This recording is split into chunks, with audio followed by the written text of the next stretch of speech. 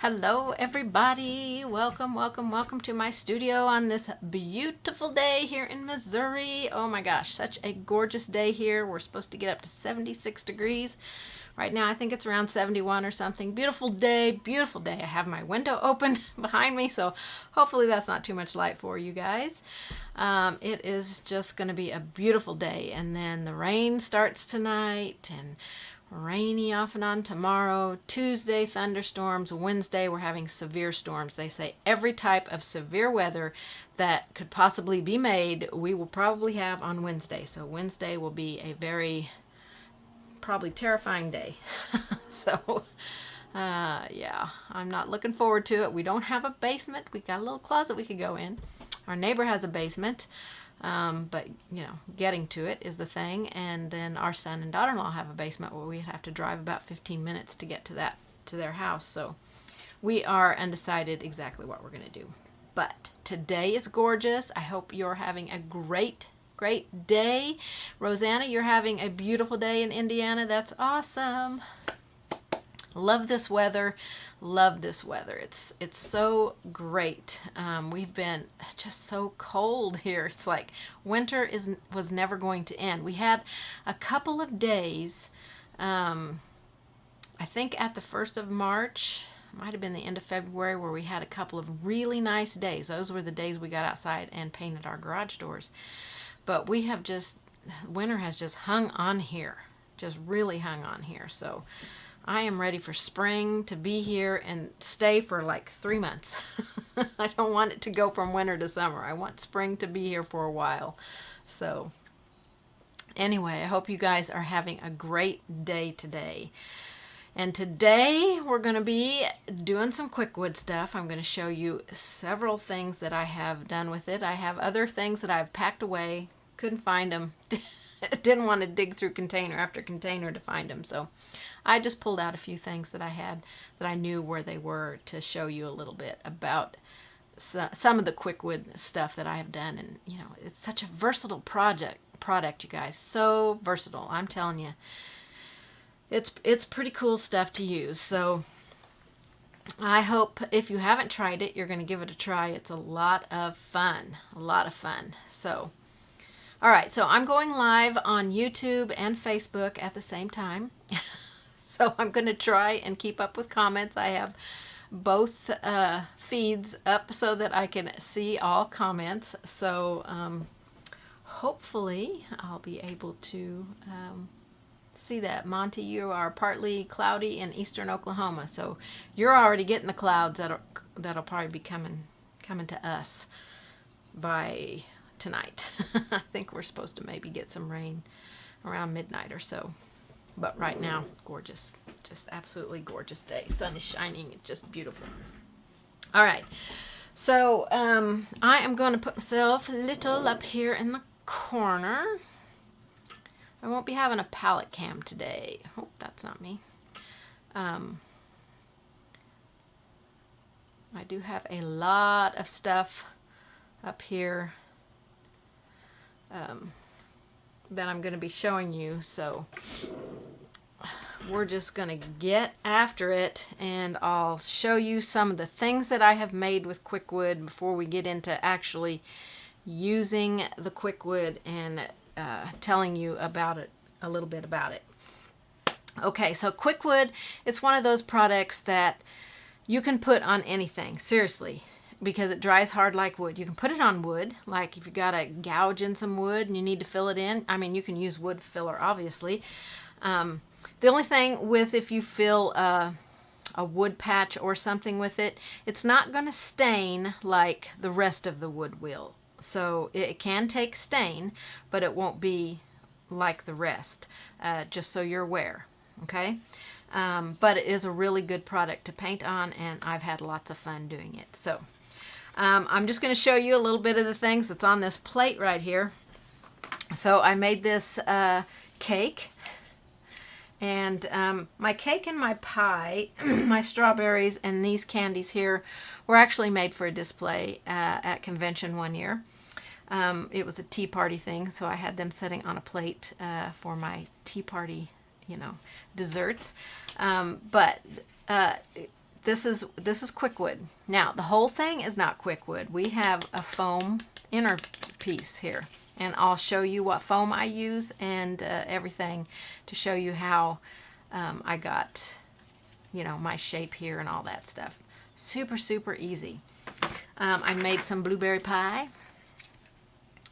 How fun is that? Now, when I got done with my convention, I knew this stuff was going to become food for my grandkids' play kitchen. They had a play kitchen at the time. They don't have it now, but this is an easy way to make food up for a kid's play kitchen.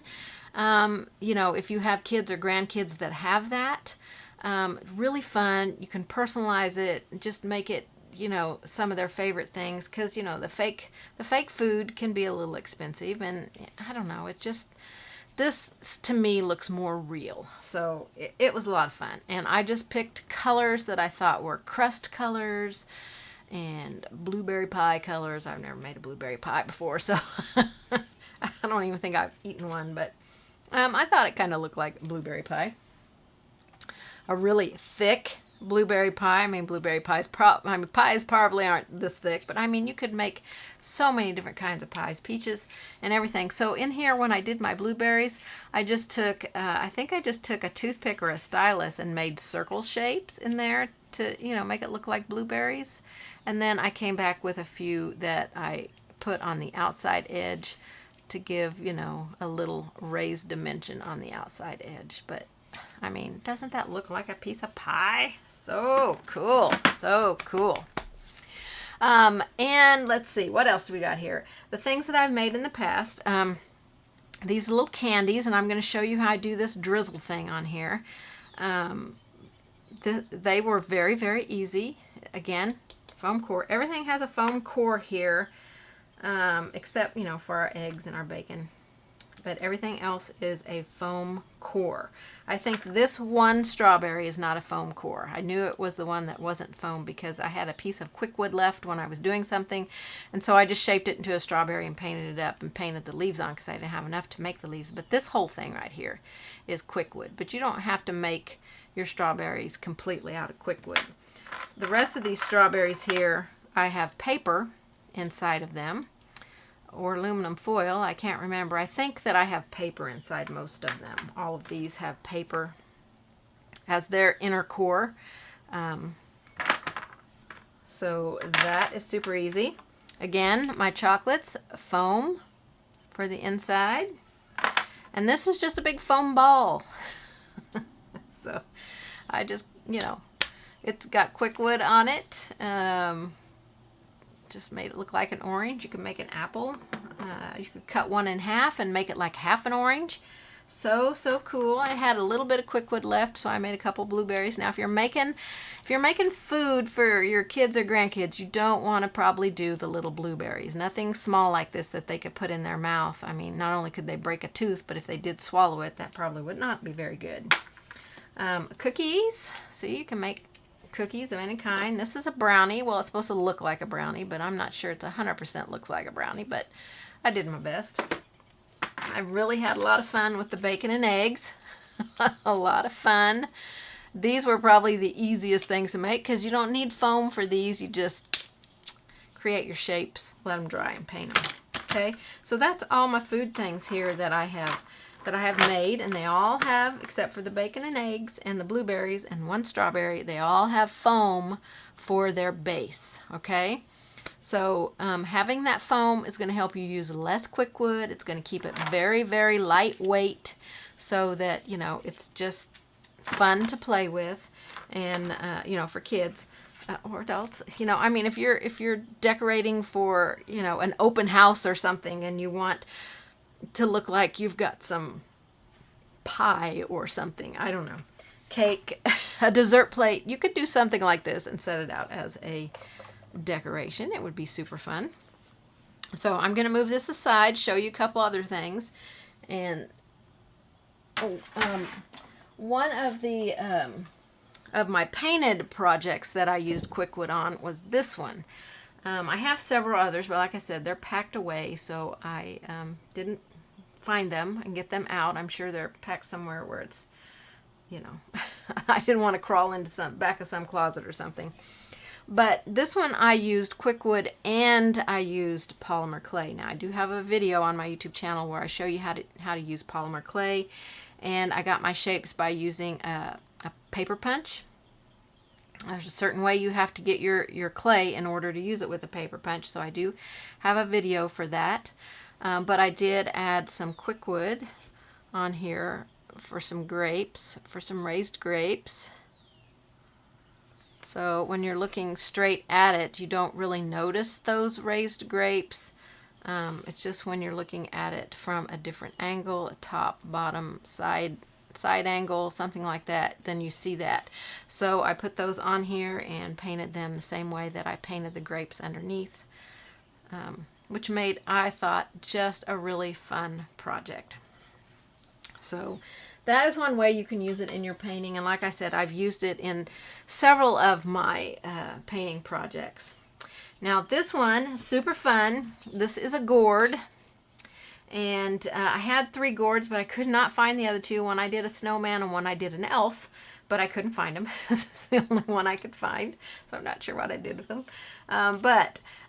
The gourd itself only goes up to about here, I think. So I added Quik Wood around here to create the curve, and I just put a little ball on the end of that curve there, that piece that I made, and then I just took like my razor blade and just put some notches in there for some grooves to make it look like a little bell. Painted it like a bell. The nose, the mustache, the beard, that's all Quik Wood. Using a toothpick is what I use to create the line work in here. The line work on the mustache. And then you got yourself a cute little Santa gourd. I just love him. I think he's so, so cute. And then just paint him up in your favorite Christmas colors. You know, so many things that you can do with Quik Wood. I'm telling you, it is one of the most versatile products that you could use. Okay, let's take a look at some other stuff that I got here.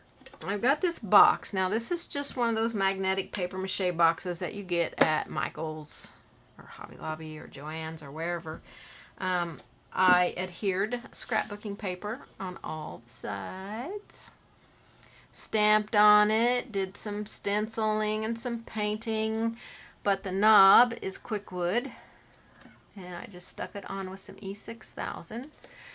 I think it might have been hot glue. No, it looks like E6000. I think I did E6000 because it would hold it more for that tight magnet that kept it shut.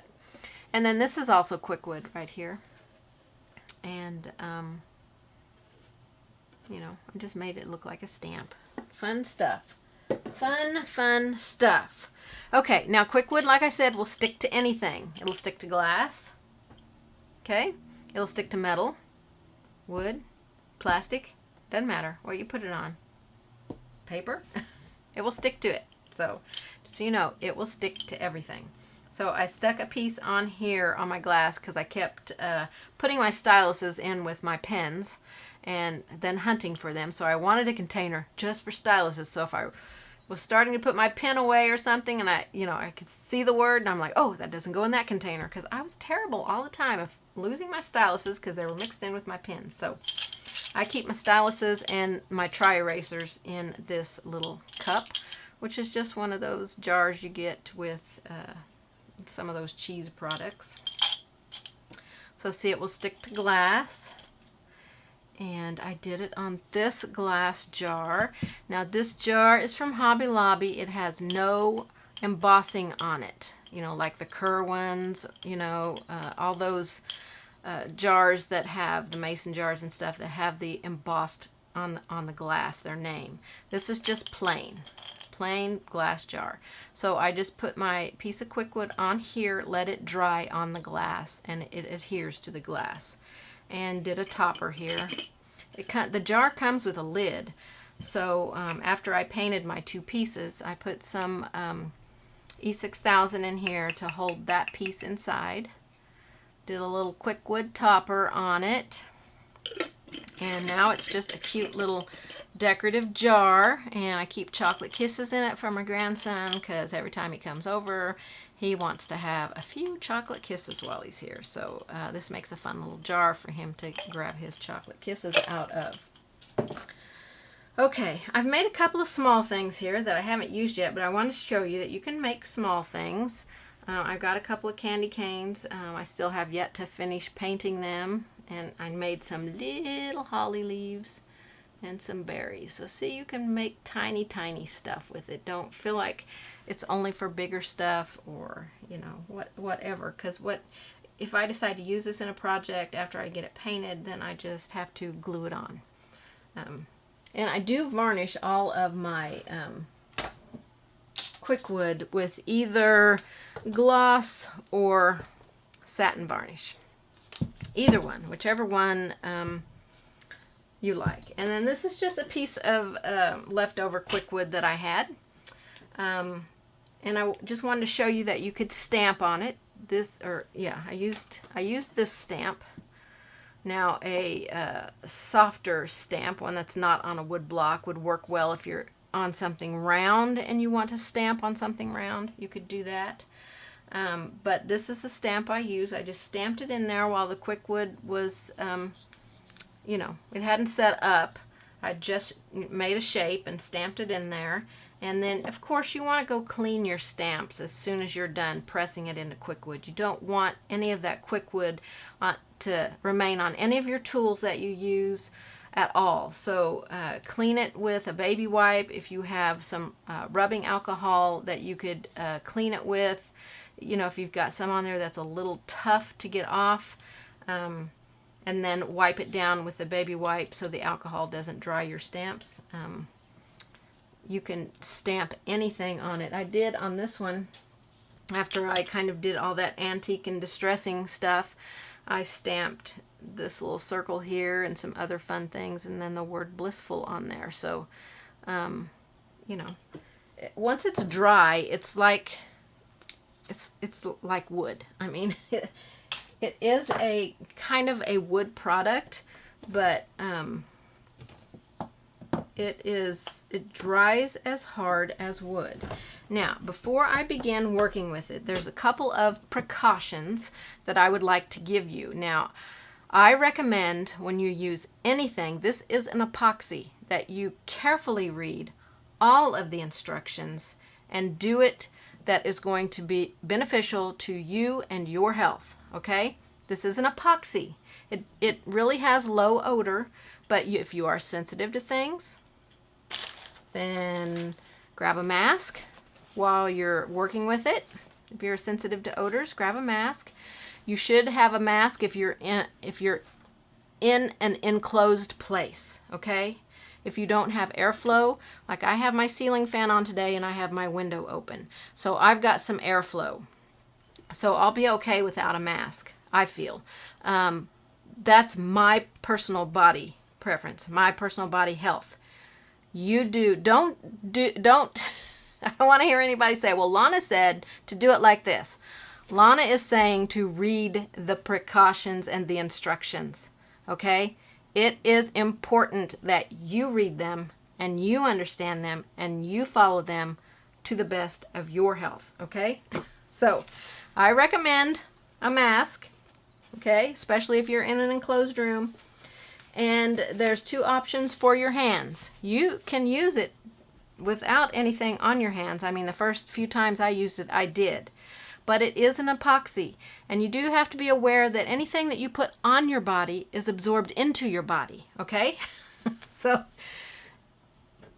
you want to take precautions. So one precaution is you can wear gloves. As long as the gloves fit you fairly tight, you know, close to your fingers and aren't really loose and hanging off your hands, you should have no problem whatsoever doing Quik Wood with gloves. I've done lots of Quik Wood with gloves, but I make sure that my gloves fit my hands. I don't go out and get my husband's gloves out of his shops that are 3 sizes too big for me. So wear gloves that fit your hands, okay?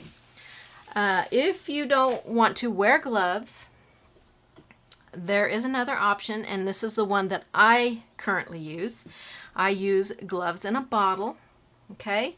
This is for people who have sensitive skin, who, you know, can't touch a lot of things or allergic to a lot of things.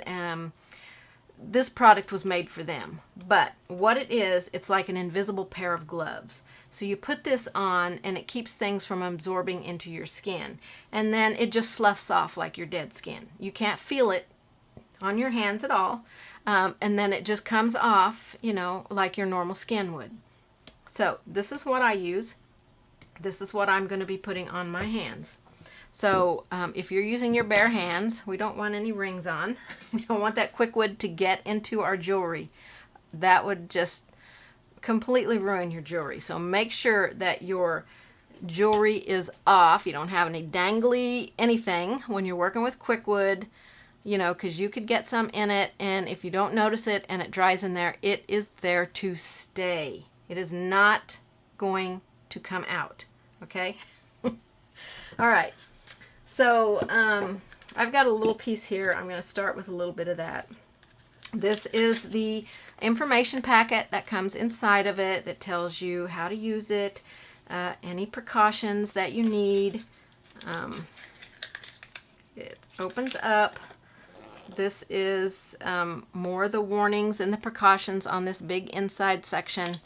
And this basically tells you how to mix it here. Okay? All right? So, read the precautions, follow the instructions. I'm using it like I am used to using it, so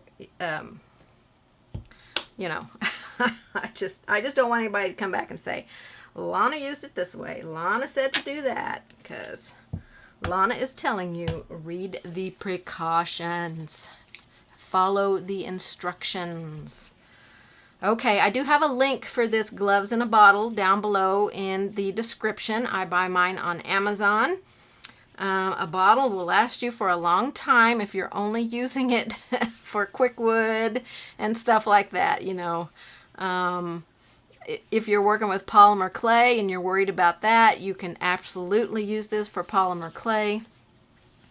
You know, if you're worried about acrylic paint getting on your hands in any way, you can use it before you start painting with acrylic paints, okay? This is going to help stuff from absorbing into your skin. That's what it's for, okay? Lots and lots of different, you can get this one with a pump. You can get like the little tube. There's lots of different brands of gloves in a bottle. This one just happens to be, says it's waterproof, will not wash off, comes off naturally with exfoliated skin cells. It's fragrance and colorant free and hypoallergenic, okay? It's recommended by dermatologists. So this is the one that I like to use. It just goes on like a lotion. I can't even feel it. My hands don't feel sticky, or, you know, how sometimes lotion makes your hands feel, you know, kind of, I don't know, almost oily. My hands do not feel that way.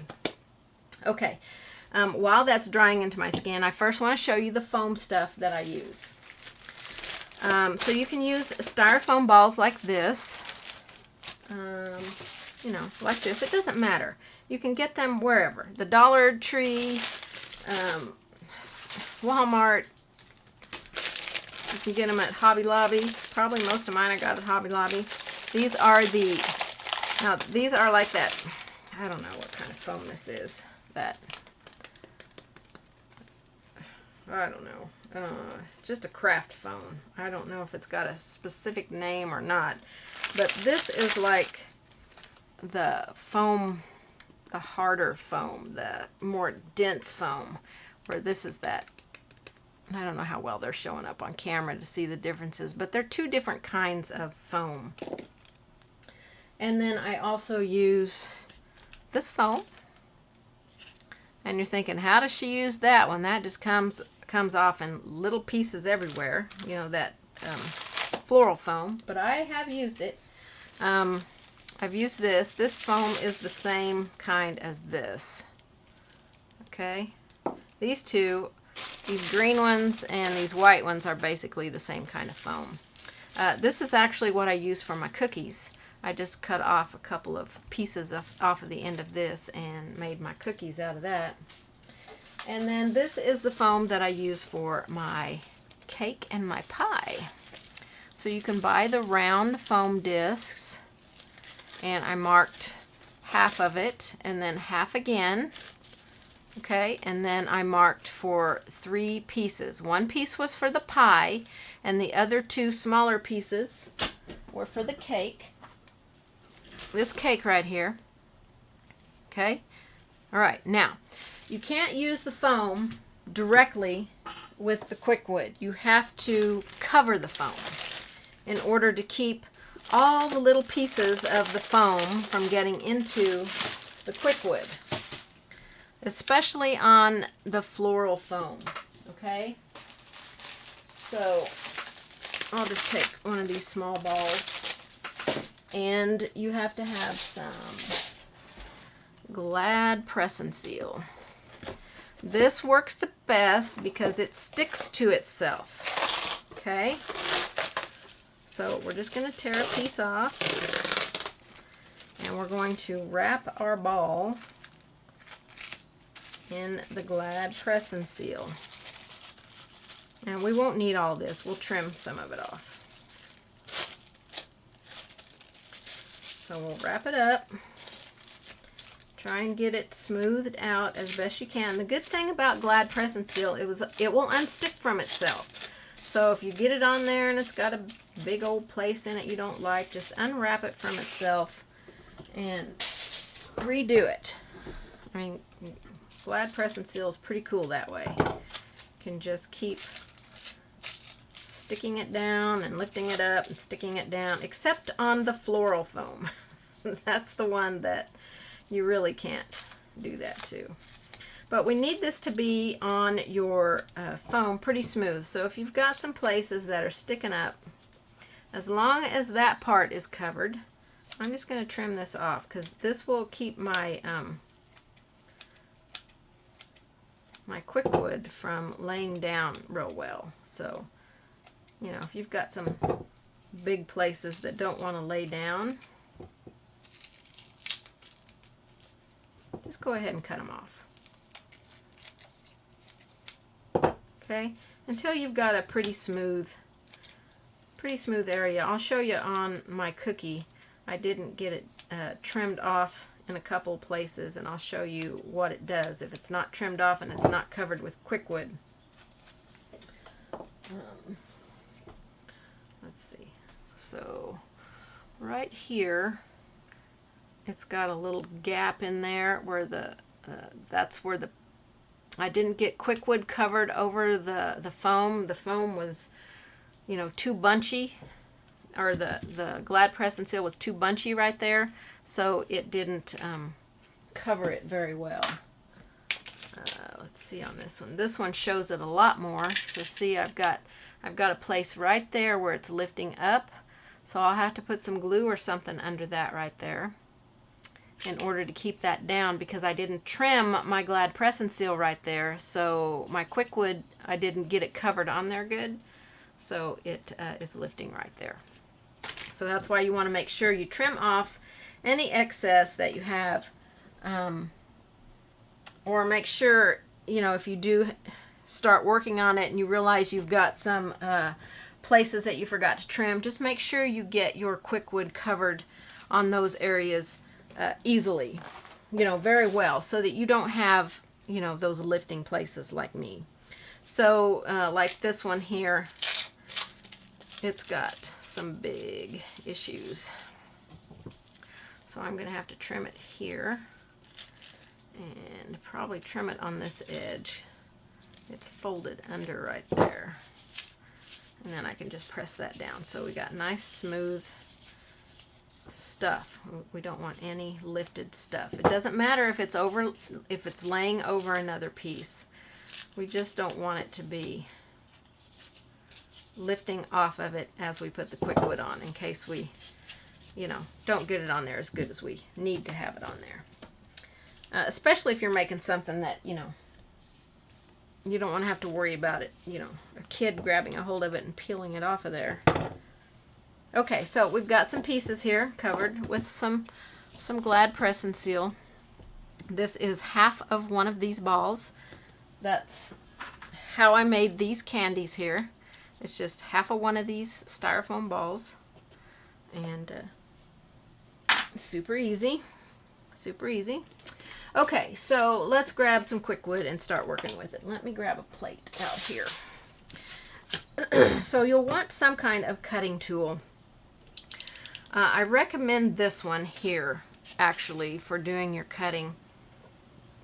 A long blade in it that you can have out farther, so you can have a long enough area to cut that it won't get down into this area right here and you have to worry about it. I used this one the other day, and then I had to take a toothpick and really dig out some Quik Wood that was in there, because if I'd left it, I wouldn't have been able to push my blade out anymore, because that Quik Wood would have stopped it. So it's important to clean your tools. I can't stress that enough. This is one of those cutting blades for polymer clay, and it works very well for cutting Quik Wood as well. So I'm going to grab this little piece here. Now I'll show you in this tube how it comes. So the paper comes around, is around it. Okay, it's got a silver circle on each end of it. Okay, you want to remove the silver circles off and cut off the amount that you want. Okay, so I'll just go ahead and cut some off of this one.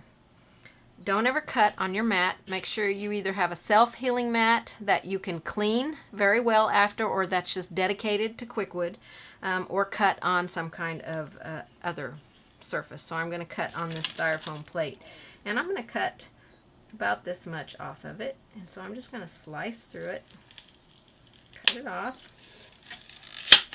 It's covered with plastic.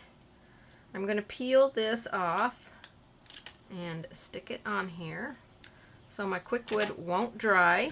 Now you can wrap it back up in this if you want to. Not necessary unless you want to keep the directions and make sure you know what you're doing. And then stick it back inside the tube and put the lid on it. Even if you know you're going to be using some more Quik Wood soon, it's best to put it back into the tube and see if I can get this rolled around it to go back in the tube. And put the lid on it. Keep it from drying out. Now, it doesn't matter how hard I have tried. The ends of the tubes are always dry. So I'm going to cut the end of it off. And that will just go in the trash. And then this one I'll have to cut the bottom end off. Okay. I'm going to grab some rubbing alcohol and a little. I use rubbing alcohol in a bottle like this, or I have one of these containers here that is for nail polish remover that you can just push down on the top and get alcohol. But I always clean my tool when as soon as I'm done using it, because you know it'll dry on here and I don't want it to ruin my tools. So it's pretty important to keep your tools clean as you use them. It's not going to hurt your Quik Wood to sit there for 30 seconds or so, whatever it takes to clean your tool off. And I'll probably clean it many times, because I'll be continuing to use Quik Wood, and you know, if I'm making multiple projects. All right, so Quik Wood can get sticky. You see there's two epoxies right there, a light one and a little bit darker one, okay? And as we're working it, it can start to get sticky. Let's remove the plastic off of here.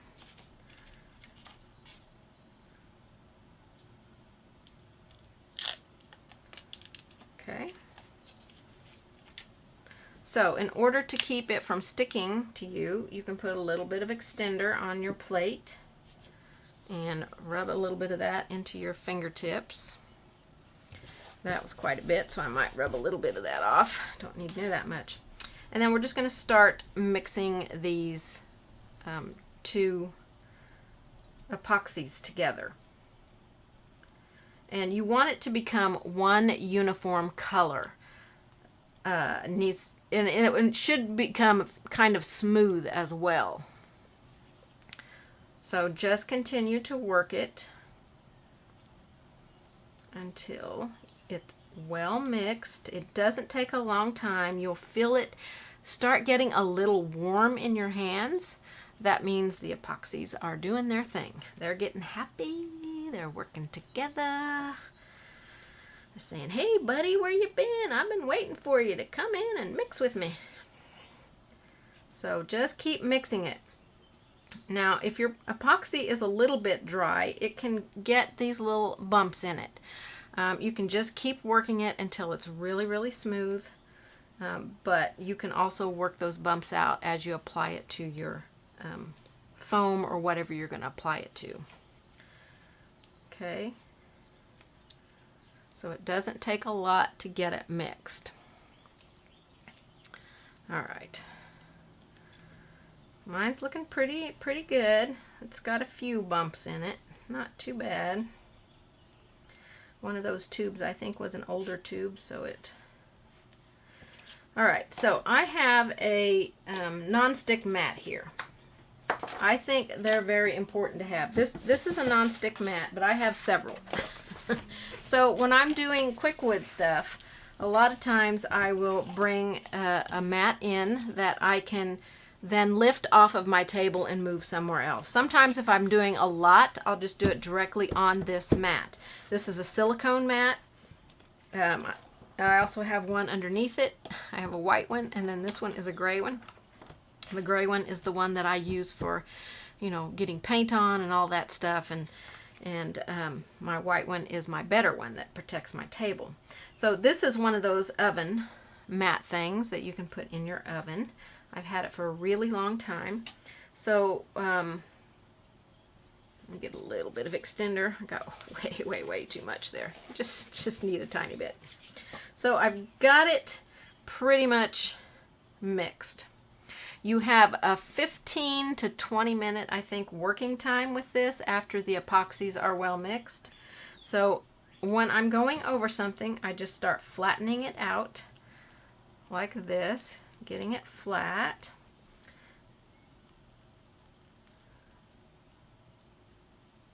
I'm going to lay it over my ball, or my half a ball, and I'm going to start working that.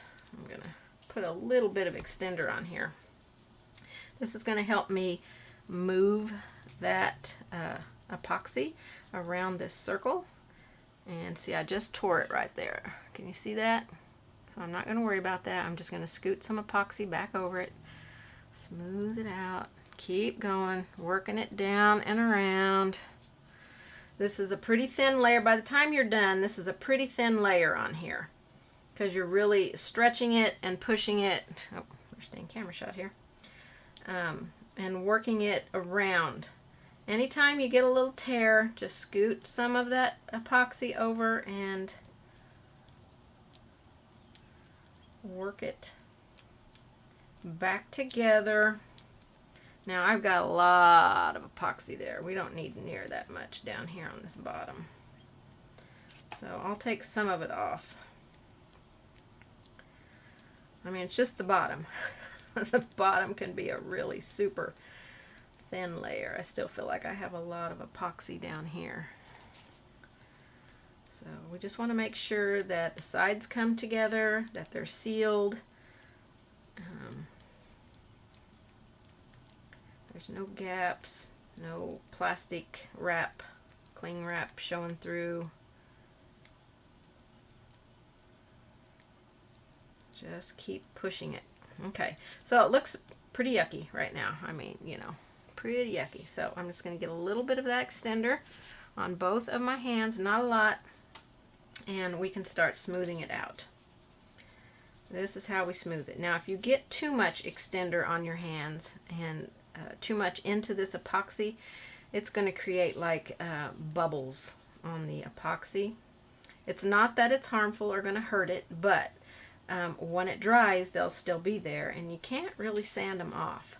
So a little bit of extender. Now I think you could probably, I've never tried this, but I think you could probably use some mineral oil in place of extender if you don't have extender.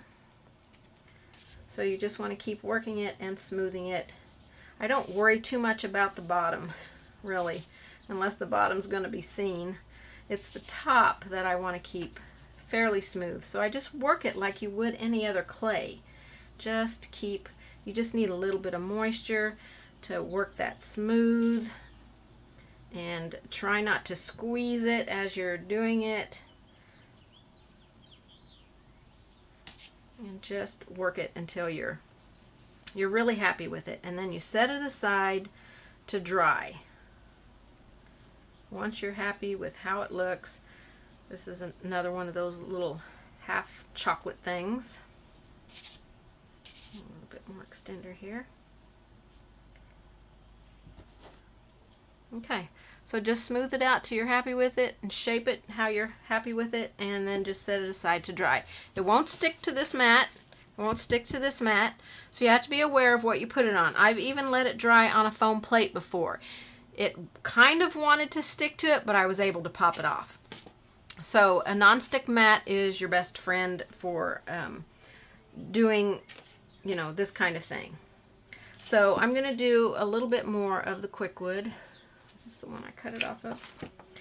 And then I've got a couple of pieces over here that I have made. Oh, I wanted to show you some different tools that you could use in Quik Wood.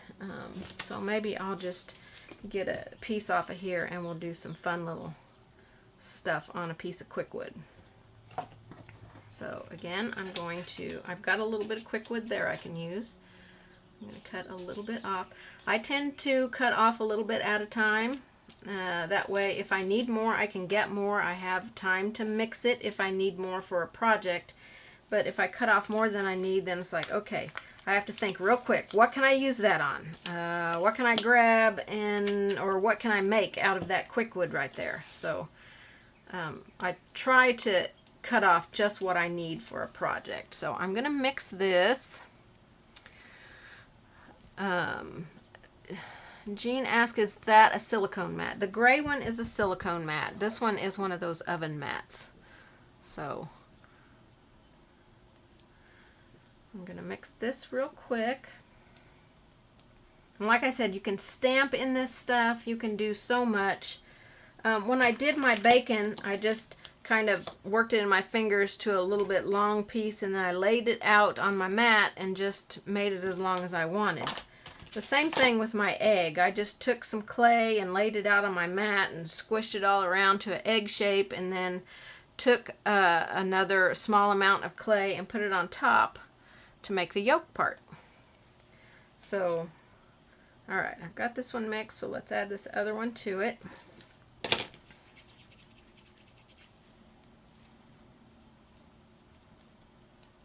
And then we'll put it out here on the mat.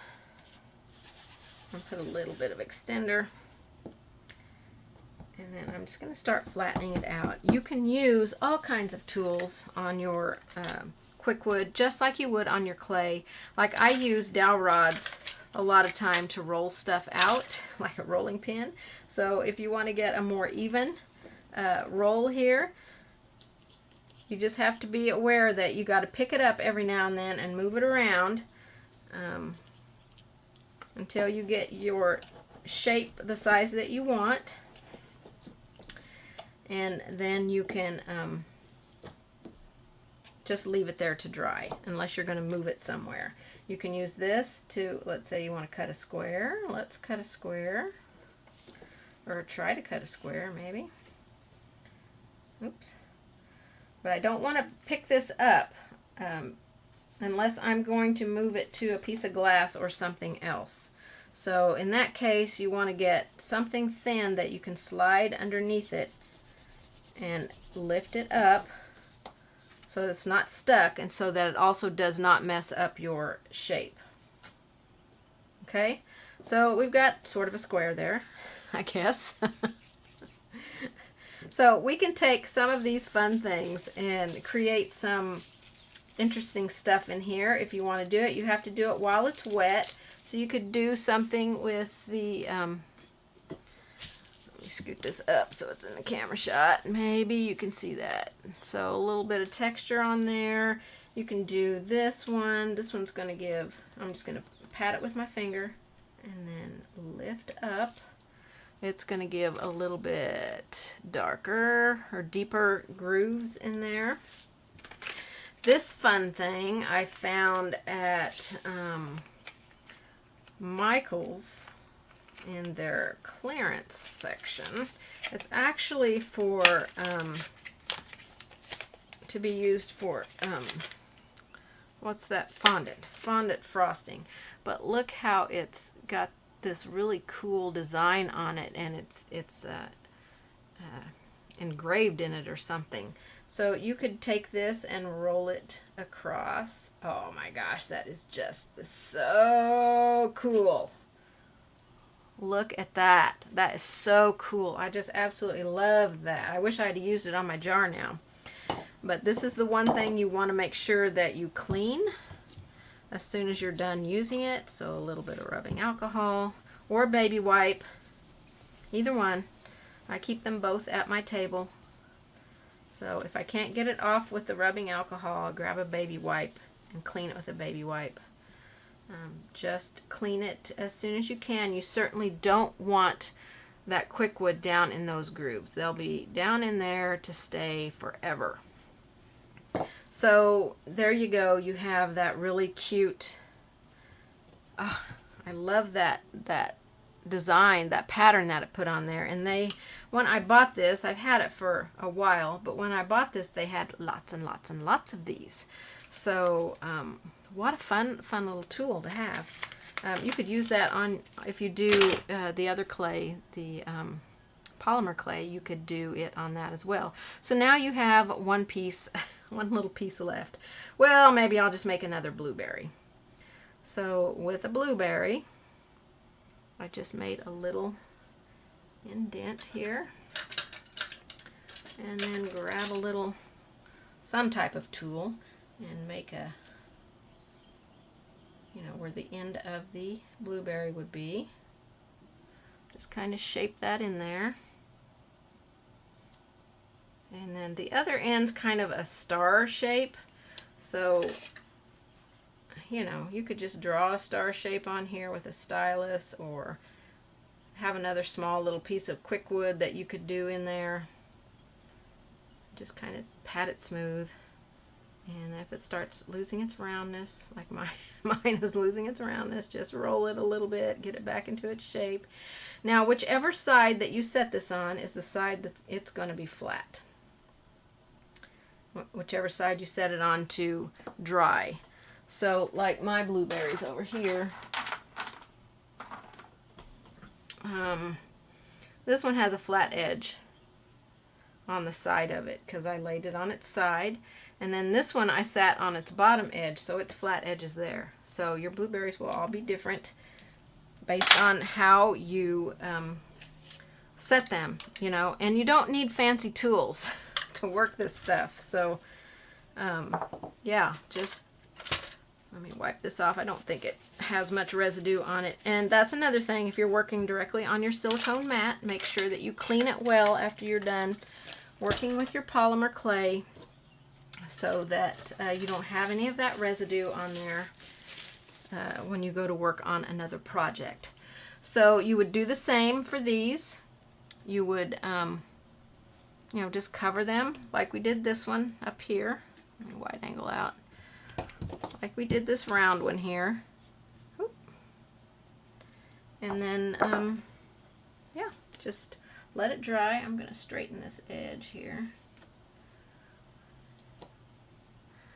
And there we go. When that dries, it can be a tag that I put on something. So it can just be something fun. You know, find different ways to use the pieces that you have left. And then toss the empty tubes in the trash and you're good to go. You can use your toothpicks. Oh yes, your toothpicks. On my strawberries, all these little areas for the strawberries, I just used a toothpick and made a tiny little hole in there. And then after I painted it my red color, I put just a little tiny bit of black paint in there to make those seeds. Okay, you could put a little highlight on them too. The leaves were just made with some little pieces of clay, and I'll just take this blueberry and show you how I did the leaves. So I just took a little piece. It doesn't take very much at all to make a leaf. And I made a circle, and then I flattened it out and brought it to a point, kind of a point, and then I had my leaf. And then once I put it on the strawberry, I could shape it how I wanted it to shape, and you know, if I wanted it lifted off and all that stuff. So they're really, really easy. Okay, so let me put that clay stuff over. I'm going to grab a baby wipe here, maybe, and wipe the clay off of my hands and move the, well, I say I'm going to get a baby wipe, but maybe not. Didn't want to give me one. I'm just going to wipe my hands off and wipe my little blade off. And I'm going to paint a couple of things that I have made up for to show you how to paint on it. This stuff here I can just set aside, and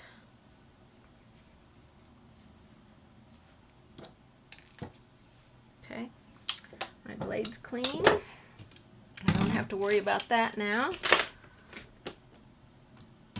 And you could use something like this if you're wanting a circle, to cut a circle, you know, or a circle stencil. You could use that to make a circle. Okay. Okay, so I'm going to move this mat. Maybe I should shape this back into a blueberry or something real quick. That way we're not wasting any Quik Wood.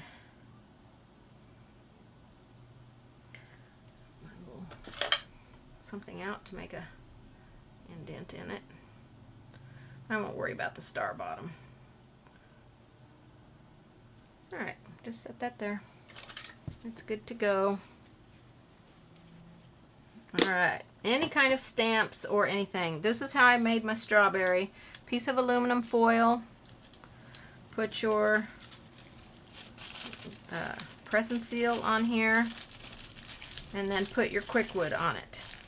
Or you can use paper. I think on most of mine I just used paper. But I had some aluminum foil handy and I thought, well, let's just use that. So aluminum foil makes a nice shape. It's lightweight, very easy to work that clay around it, and you can manipulate that foil a little bit to get that strawberry shape a little bit better. All right, let me move this. All right, so what I worked up for you guys to paint was an egg and a chocolate chip cookie and the other side of this bacon. So do I have any questions before I move on to painting this about the Quik Wood itself? It takes about 24 hours. Let me make sure that's what it says. Let me find the instructions. I think I might have tossed it. Oh, here they are. Okay, let's see what it says for the curing time. All right.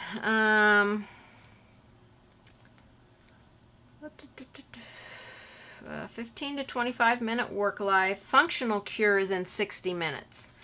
So I will let it set for an hour or two and come back and check it and see if it feels pretty hard. The thinner, I want you to know, the thinner that you pull out your Quik Wood, the more flexible it will be. This one's has a little flex to it. This one, no flex. Of course, this one has foam in it, so it won't. So if you're making something that is just straight Quik Wood, it might have a little bit of flex in it if the thinner that you make it, okay? This one, I mean, it is solid, solid, solid. So I generally give it about an hour, and then I'll come check it. If it feels like it's pretty dry, I can start painting it.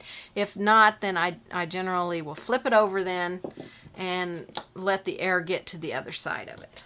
Okay? All right. Let me grab a foam plate here. And we'll paint these up. The egg is probably the easiest one. There are some, oh, I did want to tell you that you can add texture with a sea sponge. That's how I got the texture on this, and I keep a sea sponge that is only for Quik Wood.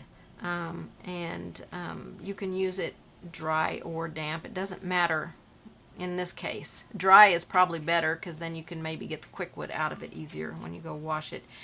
If it's got big chunks of Quik Wood in it, then be sure and remove it before you go wash it. You don't want that getting down your sink.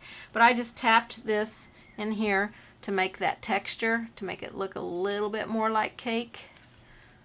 When I put these two slices together, I glued them together, I think with hot glue. I glued them together, and then I took I rolled out a long roll of Quik Wood and put it around here, all the way around, and then I covered this back side with a thin piece of Quik Wood and the top with a thin piece of Quik Wood, and then I made a roll, a fat roll for up here, and then just put those little lines in it to kind of make it look like it came out of a piping tip. And then I tried to make sure that my frosting thickness was the same way all the way across, not only on the back but on the top. So I kept working with it until it was good.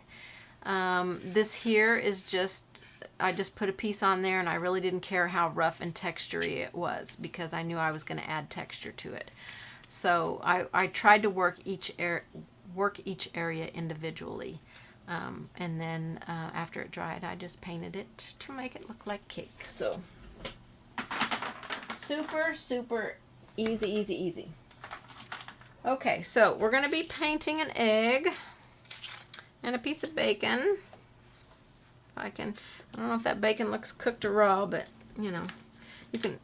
I got these stamps out because I thought about stamping high in one of my pieces, sign things that I made, but then I decided, nah, I won't do it. You can also use one of these blades to cut your polymer clay, and I just take the blade completely out of the tool. You can buy a package of these at Harbor Freight, maybe even Walmart, I don't know.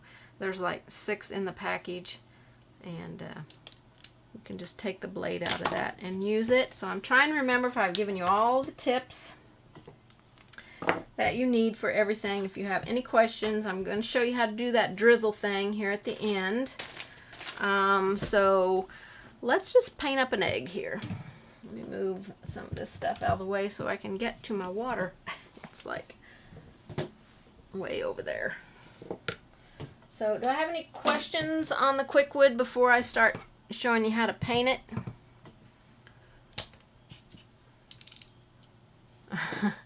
Hi Lucy, you missed most of it. That's okay. It'll be here. You can watch it anytime at all. So, all right. So the egg was fairly easy. I don't see any questions coming up about the Quik Wood. So let's just put some white out. And I got my old paintbrushes out to use. And now you can put multi-purpose sealer on this first, just like you would any other project. I did on some of mine. I don't think there's multi-purpose sealer on this one. We're just going to go straight in with some paint here. And because this is like a tannish gray color, it might take 3 coats of white to cover that and make it actually look like white and not have that brown color kind of coming through.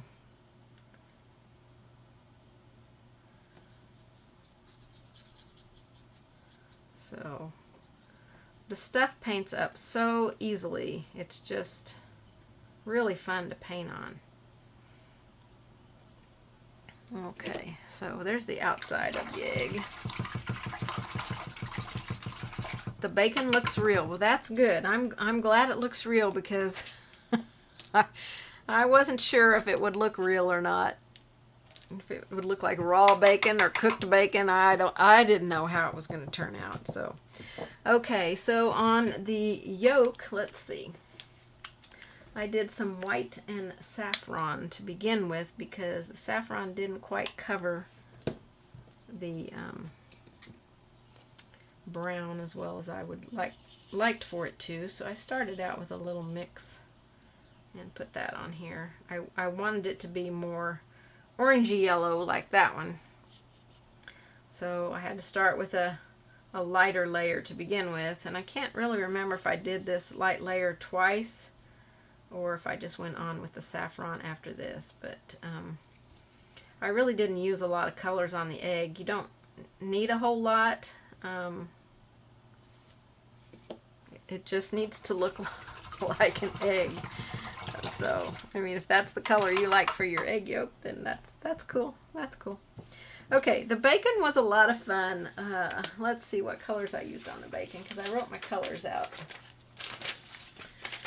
I used traditional burnt sienna.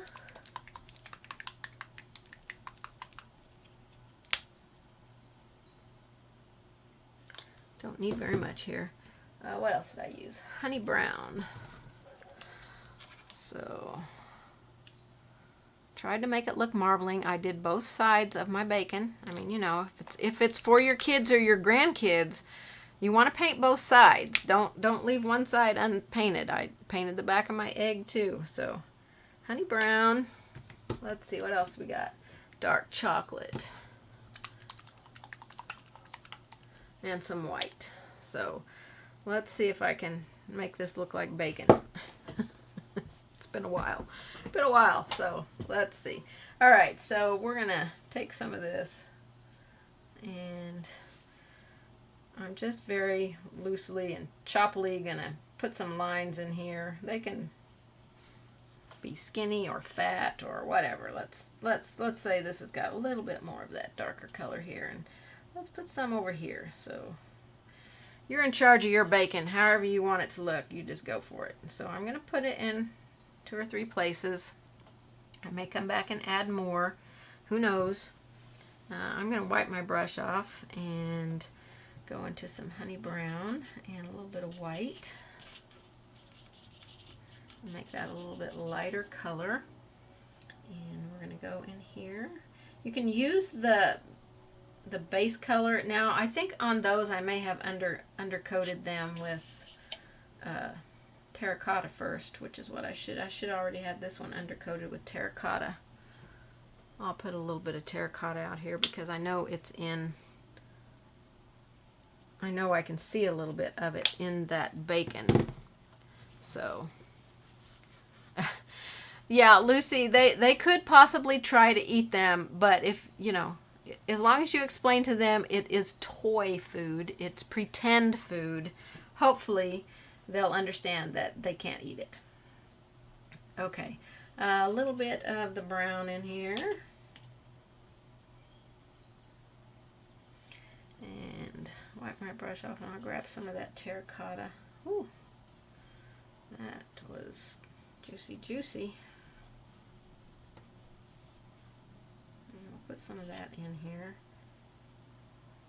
And then I just went back over and did those same colors a second time.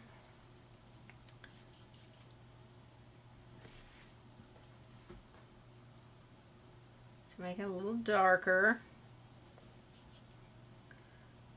I mean, this stuff is really fun and easy to paint on.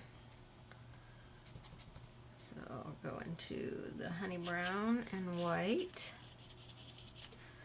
And go back over that.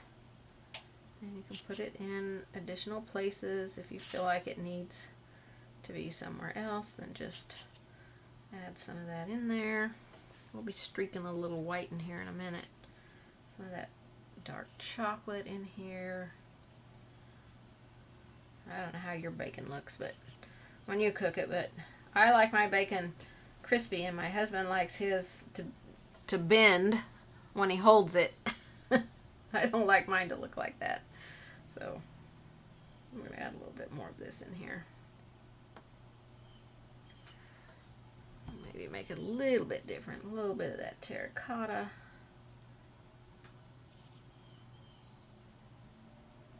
Okay, this doesn't have to be perfect. So don't be trying to make your bacon perfect. Take a little bit of white, and then I just was streaking some white in here on that bacon. Let me zoom in just a little bit. You can see that bacon. Oh, wrong side. And it's okay if you do it while everything's wet. It's not gonna hurt. I did all my bacon just wet paint into wet paint. Okay. And that white will fade down in there a little bit. So the bacon is super, super easy. And then this has gloss.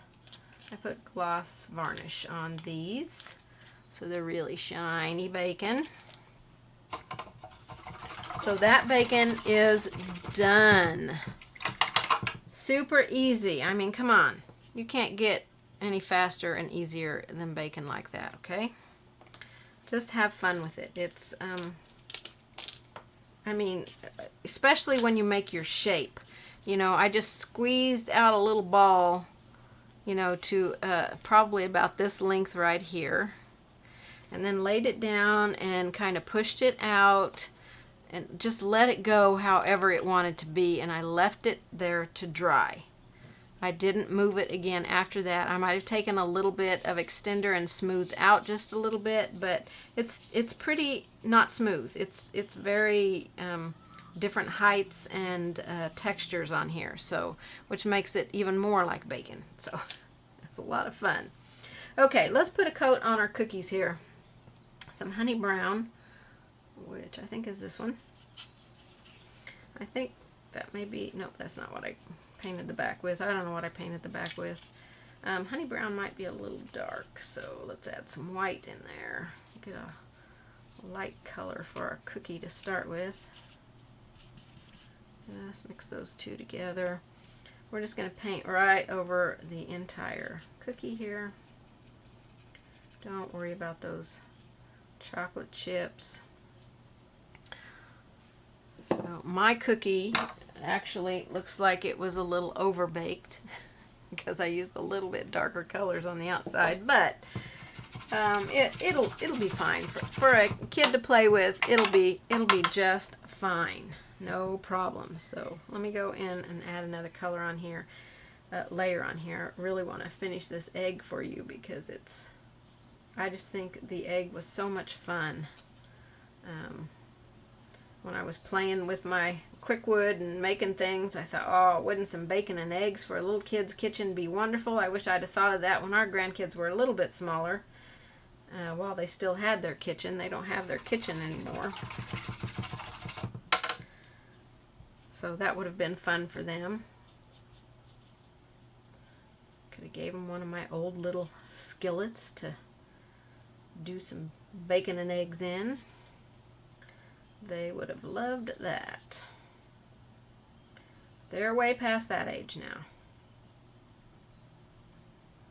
So there's another age that's just straight saffron on there. Fun, fun, fun. Fun, fun, fun. I want to let my cookie dry just a little bit. So I'm going to show you how to do some drizzle on your little chocolate candies. Well, that's what I'm calling them. Now this one is this one here is a little bit bigger because it was a little more than half of one of these foam things. So it's a little bit bigger, but that's okay. That's the one I'd pick out of the candy dish, the big one. So we want to do this drizzle stuff on it. So how I did it was I took one of these bottles, one like this that you can get at Hobby Lobby, and it comes with these little fine tips here. Okay, it comes in a bottle, a set of 3. It's always been in a set of 3. $6.99. They used to be $3.99 when I bought mine, so they have definitely gone up in price. But they're great little bottles. They also had these bottles. These are needle tip points on them. So they have already a nice fine point. You just got to make sure you get your paint the right consistency. That's the key to doing that drizzly stuff, is getting that paint the right consistency. But it's got 2 size bottles here, so that is good. You could also, if your paint is thin enough, this is from Deco Art. I got mine at Hobby Lobby, but it goes right on the top of your bottles. Okay, so you can just use the straight paint. This is actually to help you do line work and stuff if you're doing some fine lines in your project. This is going to help you do that. If you struggle with doing it with a paintbrush, you could use this. Okay, so I'm going to use this bottle here, and I'll just show you how I did mine. Like I said, you can do it any way that you want. But it comes with these tips. And hopefully that one's clean enough inside. The thing with cleaning these little tips is you really need to get all the paint out of there. So I let water run through it for a while and then use a toothpick or something to try and scrape the sides, and then I'll just set it down in a little cup of my rubbing alcohol and let my rubbing alcohol eat away that paint that's in there, and I'll leave it in there for a while and then go back and rinse it out. So okay, this lid comes off and this little thing pops off. Maybe. Okay, so I'm just going to put a little bit of white paint in here. I want to thin my paint, so I'm going to thin it right in the bottle. So I'm going to put a little bit of white paint. You don't need a lot. I'm going to grab my water over here and put some water in it. Just a little bit. A little bit of water, okay? I'm going to stick this back in it. Put this on it and shake it up. See if I got it thin enough to come out of this tiny little hole that's in the end of this. Okay, then this screws on, sort of. It's got threads inside of it, but the plastic thing that's going on does not have threads, so. Okay, that's pretty good. So let me get a plate because this is going to be messy. It's probably a little thinner than what I would want. So I'm going to start outside off of the, and just go back and forth across and make the little lines on there.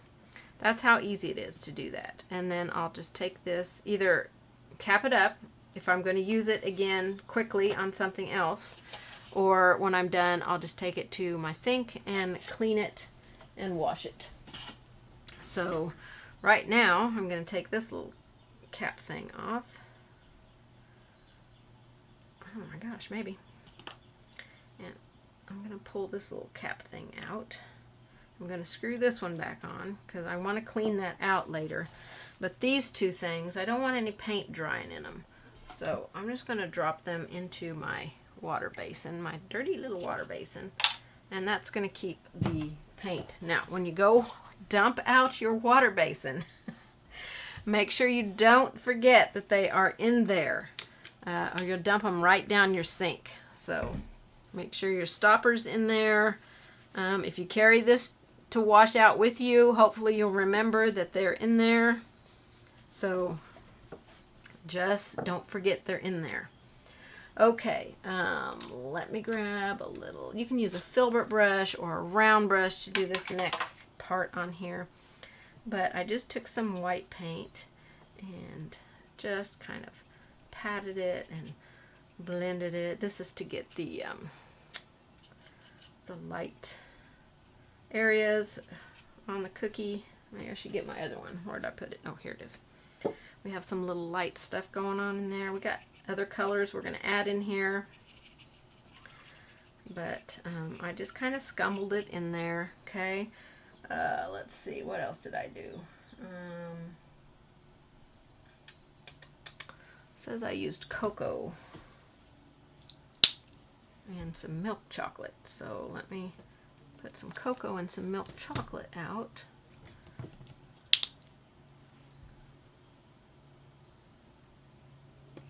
Oh my gosh, that's enough paint for probably 10 cookies. Goodness gracious. So let's grab a little cocoa and we'll scumble this in here. Just a tiny little bit of paint. We'll come back with our white again. We just want to start adding a few little colors in here. And this is the milk chocolate.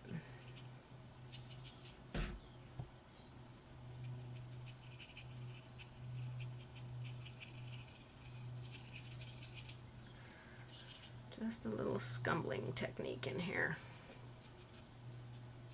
Go out on your sides if you want to add these colors out here. And really, if you're painting stuff like this for your grandkids, don't stress out about how perfect they look, because they're not going to know. They're just going to say, oh, that is the perfect cookie. And they're going to be excited that you made it for them. Okay, I know it doesn't look like much right now, but it will. It will. Okay, let's go back to this. I want to mix some white and saffron and create some light areas on my yolk. And put some more saffron out. Is there any questions while I am painting these up about anything? I mean, they paint up just like you're painting on a wood surface, so too much water. So it's real easy to paint on them.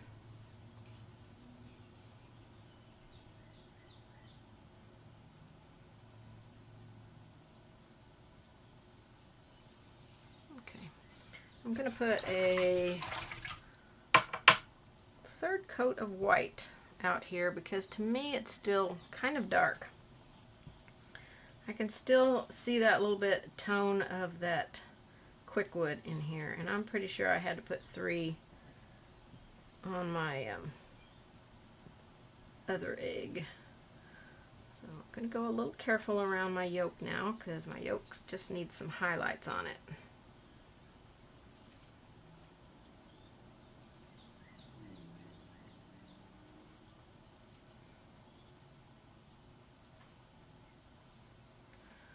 Alright, so which one of the projects have you liked that I showed you with the Quik Wood?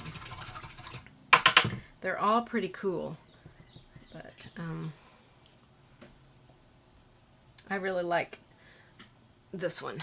I think this one is probably my favorite. So yeah, let me know what's your favorite. Okay, so I shaded around the outer edge of my cookie with milk chocolate and dark chocolate.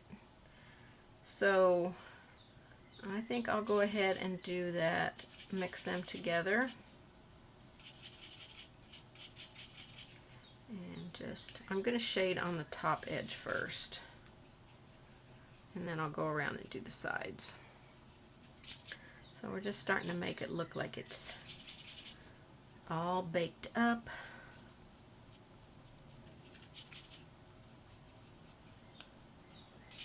A little bit of milk chocolate, a little bit of dark chocolate, not a ton of paint on my brush at all.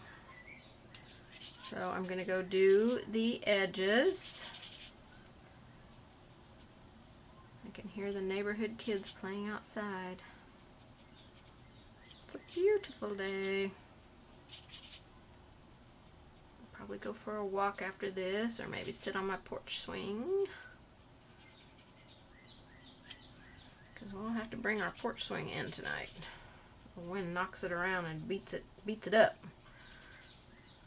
Especially when it's stormy, so we always bring it inside. Okay. Alright, it's looking pretty good. Not as dark as my other one, so I'll probably keep this one a little bit lighter. Let's do a little more white in here. Scumble it around. You can do some washes and glazes on here of your browns and stuff.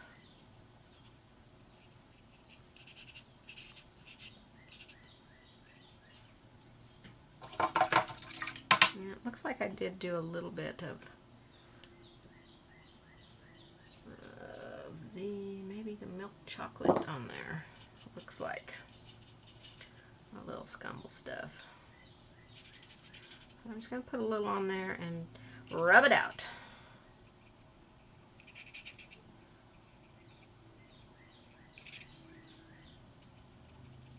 Break up that white a little bit, especially if you've got too much on there.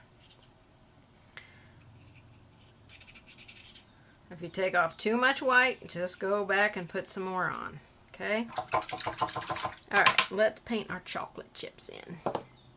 Did I do those with, yep, dark chocolate? Why not? I mean, you could use milk chocolate. Dark chocolate's my favorite, so we're just going to paint them in. Now this one, when I made this cookie, this was my first one I made. Rosanna, I think the food is my favorite, but love the rolled design you made with the fondant tool. Yes, I absolutely love that too. I could see doing something bigger with it, and oh my gosh, yeah. That one's really fun. So check out your Michaels and see if they have one in their clearance bin. They do make much bigger of those kind for fondant, but those were just some small ones, and I thought they were super cool. And thought, well, I can use that in my clay, and then I thought I can use that in my Quik Wood. So we're just painting all of our chocolate chips in. Now these chocolate chips I did flatten a little bit more than those. Those are more raised. So I did two different looks to show you, you know, if you flatten your chocolate chips into your cookie a little bit, it's not a big deal. Some of these chocolate chips are ginormous here, I see. I didn't make them little, so we have varying chocolate chips in this one. So, which kind of makes it look fun. It looks more like a chocolate chunk cookie, doesn't it? You know, those ones you get the chunk pieces in. Looks like a macadamia nut cookie. Ooh, yeah, I like that. I like that. So you'll want to put a couple of layers on there. I was painting this cookie off of a photograph I found online of a chocolate chip cookie. I don't think I got super close to what it looked like on the photograph, but it was fun. It was fun. So yeah, you could make oatmeal raisin cookies. Those would be fun, and that would be a lot of fun. Okay, let me put a highlight on here, and then we got to do a little bit of shading. I just did a couple of little dots of highlight, you know, for glistening purposes. Not much on your egg yolk. It doesn't need much. But I did create some little, when I was looking at fried egg pictures, I did notice that they had like some dark areas where the white area was a little bit thicker than what the, you know, the whole thing was. So I thought, well, I'm just going to create those. So we're going to take some gray sky is what I used there. And I did it a couple of times, I think. That's a little, that's the tiniest little dot of gray sky ever. But we'll go with it. We don't need a lot. We don't need a lot. Oh, I don't want to put that on my cookie. That would not be good. So like right here, I've got a little dimple in there. So I'm just going to scoot that gray sky in there. And wherever you can see like a valley, that's where you want to put a little bit of your gray in there. I'm actually going to put this maybe on both sides because that really is going to make that look a little raised up there. Super cool. So just find a couple of places where you can tell that your yolk or your white area kind of really has a dimple in it. And just put a little bit of gray in there. As much or as little as you want. If you get too much, you can skim back over it with some white. And maybe a little shading there next to the yolk. Who knows? It's your egg. I feel like I just did a complete circle around this, so I might take maybe this one off. Let's put some white over that. And spread them out a little bit. Maybe take that one off. And I don't know. I just feel like there's too many on here, so I'm going to take some off. Too much in a circle. Didn't quite like it. I'll thin some of them down. Maybe they're too dark. Maybe that's my problem. There, that looks much better. Alright, so this one is ready for its varnish to make it nice and shiny like this one. So there we got a couple of fried eggs. We got our bacon. Breakfast is ready. My husband asked me, well, where's the toast? I didn't make toast. You don't get any toast today. You only get eggs and bacon. How about a cookie instead of toast? I didn't make any toast. So, I'm surprised he didn't say, well, where's the fried potatoes to go with it? Oh my gosh, love that man. Okay. All right, another quick coat on our chocolate chips here.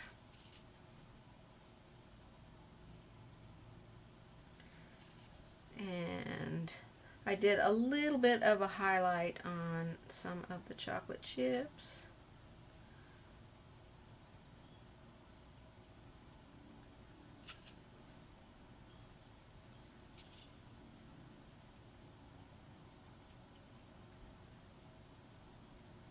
Okay, so just a couple of highlights on there on this chocolate chunk cookie, because that's what this one looks like. Chocolate chunk. And I just did a couple, you know, a little glistening on that chocolate.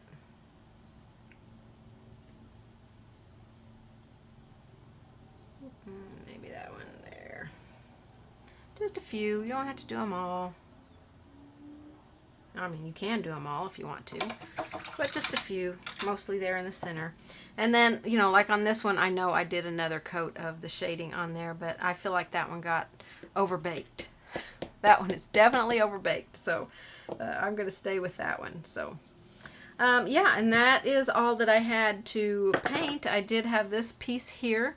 I want to tell you that you can do image transfer on your Quik Wood, but having a pretty good flat piece is going to be key, and that's a little bit harder because I did try it, but some of it lifted off because it wasn't flat, you know, like a flat surface wood would be. But you can do it. Like I said, you can stamp on it, you can stencil on it, you can engrave on it, you can do whatever. You know, lots and lots of fun things to do with the Quik Wood. So I think that is going to finish this live for me today. Let me wide angle out a little bit so you can see all my fun little stuff here that we did today. Lots of fun. Is there any questions at all about the Quik Wood itself or anything else? Now it looks like chocolate chips. Okay. I think it would be, you would like this for your grandkids' kitchen. Yes, that was my thing when I was when I got done with the cakes and stuff that I made for convention for my decoration. Our grandkids were still small enough to have their little kitchen, so I gave it to them for their kitchen to use as food, because I had bought them one of those little baskets of different food stuff, but you know, I didn't like that the eggplant was like this big, and you know, I wish this was like looked more real. So yeah, it's a lot of fun to use Quik Wood. So you guys give it a shot and see what you think, and read the instructions, use the precautions, and do what you need to do. All right, anybody have any questions at all? You're welcome, Joanna. Rosanna, thank you so much for being here. Thank you, Jan. I appreciate you all hanging in with me. This one was a little bit longer, but I wanted to make sure that you got plenty of information so that if you wanted to try this Quik Wood, and I do sell it in this size tube on my website, so if you are looking for Quik Wood, you can get some there. Used to be able to get it at Home Depot. I don't know if they still carry it. Lowe's carried it at one time, but again, I don't know if you can get it there or not. And this company does make it in 6-inch lengths as well, but I only buy this length. So if you are interested in some Quik Wood, you can grab some there. All right, everyone, I'm not seeing any questions. This has been a really fun project for me to show you how to do. I'll get back into doing some painting, you know, designs for you. I also might in the future show you how to use tissue paper in your painting projects and how fun that can be. I've got some other ideas of things that I want to show you how to use where you can be more creative. So if you have anything at all that you would like for me to show you how to do, I'll see if it's something I know how to do. If not, I'll learn how to do it. I like doing that. So that is it for me, you guys. Thank you so much for being here with me today. I hope you guys are having a beautiful day wherever you are, that the rest of your day is beautiful and blessed, and you have a wonderful and blessed week. If you are in the path of these storms that are going to be coming through in the middle of the week for us, but they're going to be moving on up, but they're coming from the south first, so I think Oklahoma's going to get some first. You guys stay safe, and we hope that we will be staying safe as well. So I will see you guys all on the next live. Thank you guys so much for being here. Please hit that subscribe button and give me a thumbs up for this if you enjoyed it at all. I really need you guys to subscribe. I got 59% of my viewers have not yet subscribed yet, so please hit that subscribe button and give me a thumbs up. I appreciate you all. I'll see you guys on the next one. Bye-bye, everybody.